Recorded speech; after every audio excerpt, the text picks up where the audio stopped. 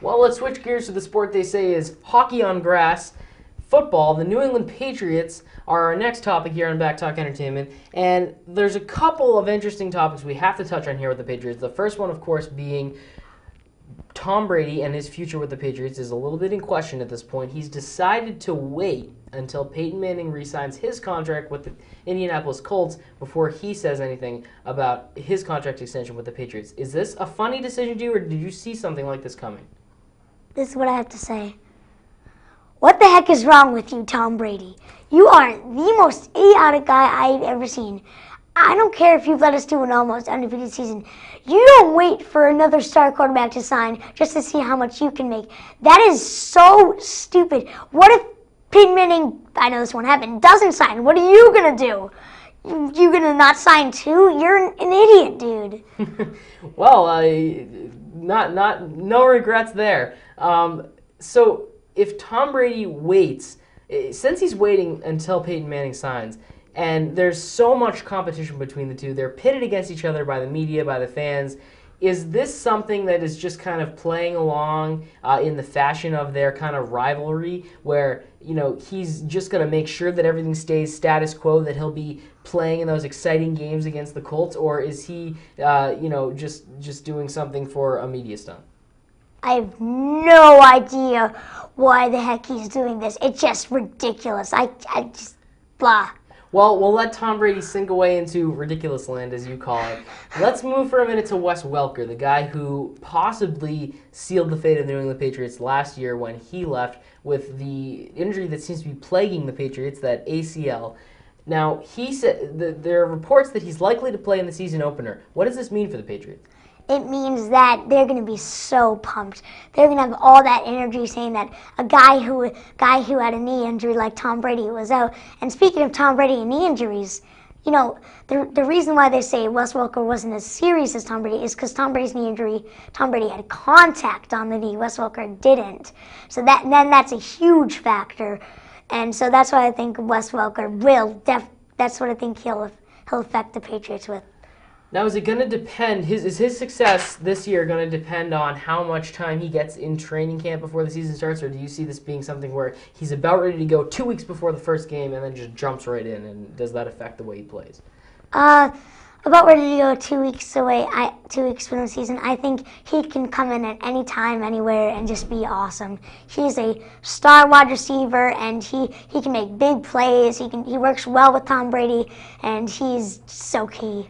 So now, how does the addition of guys like Algie Crumpler in the offseason give more options to Tom Brady? Because even going into the last offseason, if all the guys had stayed healthy, even if they had beaten the Baltimore Ravens like so many predicted they would, after a while the Patriots were really a one- or two-dimensional team. They had Brady's option to throw to Wes Welker for the short pass, or maybe even 40-yard pass, and then they had their run game, which was less than perfect. So with guys like Algie Crumpler in their receiving core, what kind of options does that give them on offense? It gives them much more offense. We picked up two tight ends in the draft and a wide receiver, and I think that will be a huge effect to us. We got Torrey Holt too, and just more options means more touchdowns. Absolutely. Now, like we said earlier, Tom Brady, not exactly positive he's going to even be on the Patriots next year. There's a pretty good chance he will.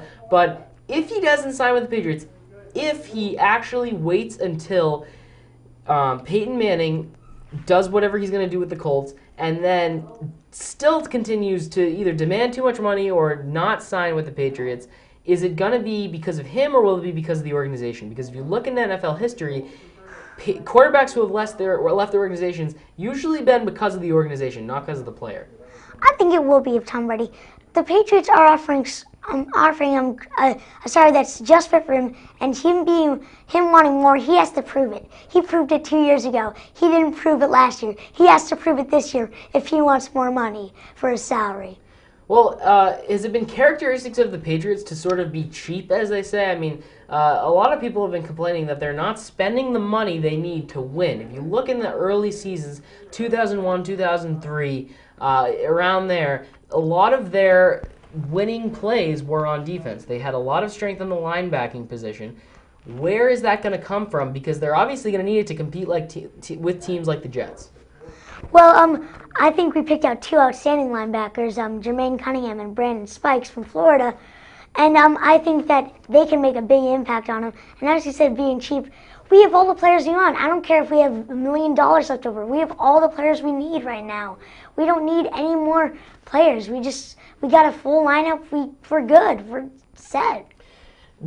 How would you rate the success of the Patriots draft? Do you think that they got everything they needed out of it? There was some funny trading going on in the first round there where they had a chance to jump in and get a tight end or a cornerback, or a tight end, and instead they went with the cornerback from Rutgers. How many all-star players have come out of Rutgers? It's got to leave some fans wondering. I really don't agree with their decision in the first round, but I think every other round they did a great pick, and they stacked up for 2011 too.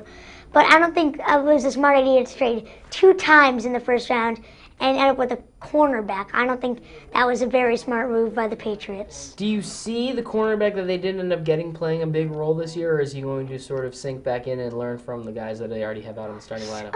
Maybe he can. I think he might have a few clutch games. I think Brandon Merriweather will be our star this year, though. I know that he will play full season. He might have a little bit of an impact. He might have some big impact, but I don't really see him being huge. Okay, so say you have Brandon Merriweather making things happen. What happened to Gerard Mayo? Where did he go, and what happened to all the success that he was supposed to have with the Patriots? I don't really know. I mean, he got injured a little, but I don't really know how that affects him. He's usually really good, and he just choked, maybe.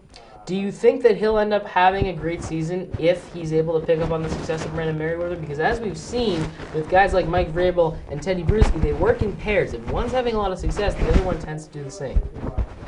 I think that it doesn't matter how another player does. It just matters how you practice, how you do. That's the only thing that matters. Let me ask you this just before we wrap up Patriots talk. Bill Belichick, a guy who made some interesting decisions and who continues to make these interesting, is the nicest way to put it, decisions, sometimes to the demise of fans. Is he going to continue to have the respect and trust in Bill we trust, as we say as Patriots fans, in the coming season, or after the 4th and 2 call last year? Have we lost complete faith? I don't think we've lost complete faith. It was one call. It was a very bad call, but what coach hasn't made a bad call in his career? It turned out to be the deciding point of the game, and I think we can still have trust in him. It was just one bad play, and I think we can live through it. Okay, now let's look at the Patriots' interactions around the league. Looking way into the future, if you had to call a couple of teams in the National Football League in the East, for example, what would be 2 teams that you'd say are on the rise? Look out for these teams. I'd say 2 underdog teams would be the Raiders. Really? Yes, and the Chiefs. Okay, the Chiefs. Why do you say the Chiefs?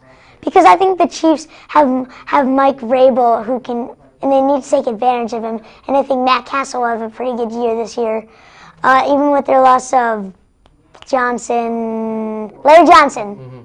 I think they can still have maybe make the playoffs, but not really. I think they can have a better season than they did in the past. Okay, now moving away from underdog teams, but who do you? Okay, let me put it this way: if I say I'm positive I'm putting all my money on the New York Jets winning the Super Bowl this coming year, why is that not possible? Is there any way you can argue against that? Because they have the best defense in the league, and they have some very promising offensive outlooks. I really can't. They're a wonderful team. Mark Sanchez didn't have the best year this year in the regular season. Had a lot of passes intercepted, but I think there's nothing wrong with them. They're a pretty good team. Well, whether it be the Patriots, the Jets, the Chiefs, or the Raiders, as Dylan Volman said, we've been talking NFL here, but that's about it for our NFL segment, and that about does it for our Boston sports discussion. When we return from our break, we'll be talking to the New England Revolution's Director of Soccer, Mike Burns. Stay tuned. I'm Ben with